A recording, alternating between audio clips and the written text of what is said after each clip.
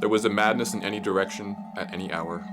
If not across the bay, then up the Golden Gate or down 101 to Los Altos or La Honda. You could strike sparks anywhere.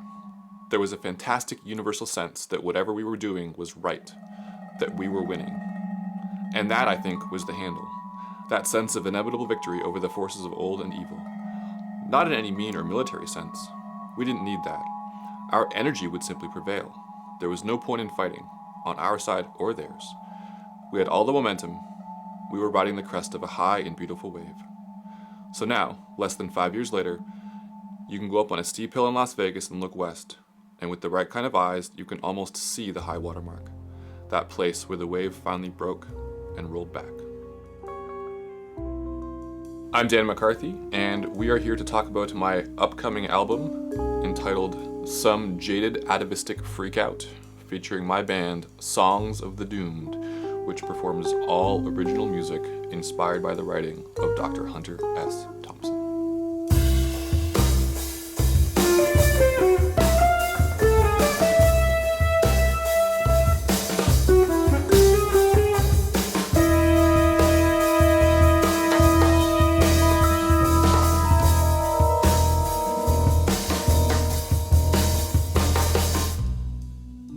When it comes to the musical tradition and the folks that I listen to, specifically for this project, there's one person, there's really one band. I could even narrow it down to one album, but it's Gary Burton, specifically his quintet on ECM in the 1970s.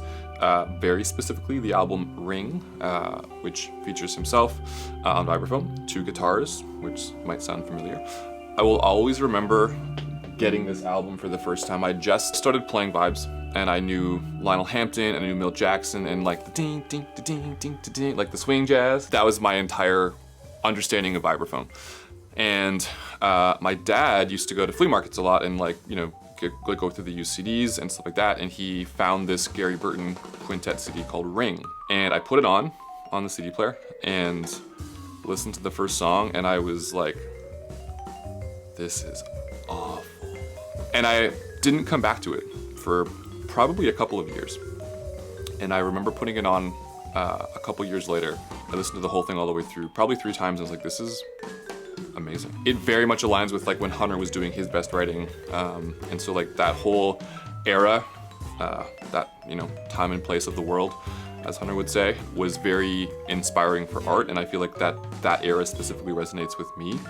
That's the band that shaped the instrumentation for Songs of the Doomed.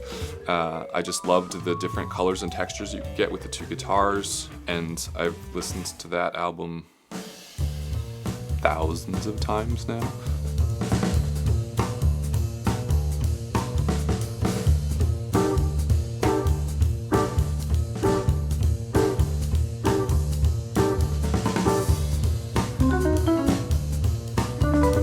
What the Gonzo cipher is it's just every letter of the alphabet corresponds to a note on the scale. So like A, B, C, D, E would be C, C sharp, D, D sharp, E. So and then obviously because there's more than 12, letters, it just repeats throughout that. And then what I would do is I would take a line of Hunter's writing and I would figure out what that line would equal through the cipher. So the very first song that I wrote with the cipher was We Were Somewhere Around Barstow. And so I took the opening line of Fear and Loathing in Las Vegas. We were somewhere around Barstow on the edge of the desert when the drugs began to take hold. And so I think that works out to 60 or 70 letters in that sentence, which gives me 60 or 70 notes. Then what I would do is, and I spent a lot of time working on serial music and sort of like 12-tone composition at York, and I decided to treat that like its own tone row. And in a tone row, you have to use every note in order before you can change it. And so what I was left with was this completely random series of notes that I had to then use in order to create a melody. And I found that to be very uniquely challenging because it's really hard to create harmonies when the notes are just whatever they're gonna be. So you don't have a say over what notes you're using. You have a say over the rhythms you use. You have a say over the space you leave, but you don't have a say over the notes. A lot of the music on this album is written in the Gonzo cipher. So Barstow, Hell's Angels is probably my favorite. Limes, Golf Shoes, Kingdom of Fear, a lot of these pieces are based on that cipher. And so it's a really unique way to compose, just like gonzo journalism is a unique way to write. So it's been really fun to just tackle things through that lens.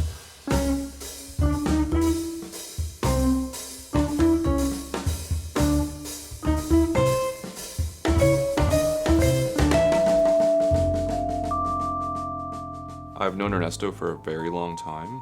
He's just always been such a versatile, but I feel like that sells him short because I feel like versatility is often a substitute for being really good at one thing, but that's not at all the case. He's just really good at all the things.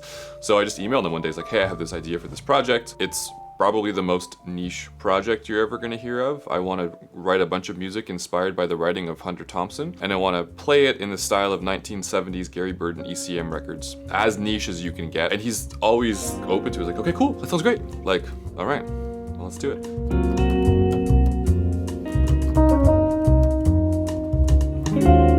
I think one of the most important dynamics in any band is bass and drums, and so he suggested Daniel Fortin. And you know, obviously now that we've played and recorded, I mean, I can't imagine anyone else in that role. But that was the first step. And then I felt like the guitar parts were gonna be challenging because I wanted to find folks that could kind of straddle the border between actual just jazz, kind of more modern, colorful aesthetics, really just sort of weird, almost ECM-ish type vibes, but also like a rock sensibility too, to kind of bring those three pieces together. And so the first person he suggested was Don Scott. So I reached out to Don and he was down to play. And I was like, hey Don, like who's on that weird tip? Like who's doing the weird shit these days? And so he sent me a few names of some folks, and Lewin's name was one of them. Didn't know anything about him, and he's just killed it. Like every single thing that I've asked him to do, he's done it and more. And so yeah, that's sort of how the band took shape, and I moved back, and then we played our first show finally 1 week before the pandemic hit, and then we went 2 years without seeing each other.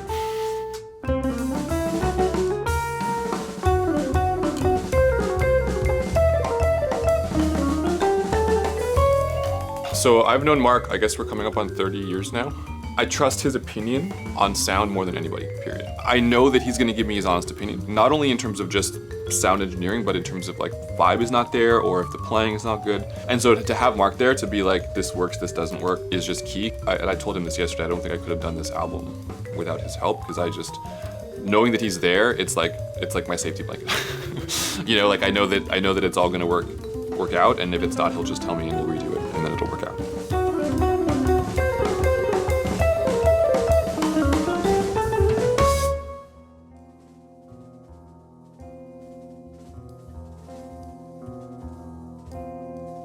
I think that this was the first time that it was purely, I want to make music that I want to listen to. It parallels the way that Hunter actually kind of emerged with his own voice, because he struggled a lot. Like he was, trying to be a writer for, over a decade, until he went to the Kentucky Derby in 1970, and he met Ralph Steadman for the first time there. He was there to cover the race for Scanlan's Monthly. Generally, this is regarded as the first piece of gonzo journalism, where he actually put himself and Ralph, the story was about them, not necessarily the Derby itself. And he, said something about how, I can't believe people are gonna pay me to just be myself. Like that's, and that's the lesson I think that I tried to pull into this is, I just wanna be myself, and if nobody likes this, that's fine. If everybody likes it, that's great. But I wanted to create something that was first and foremost me. And I think this is that.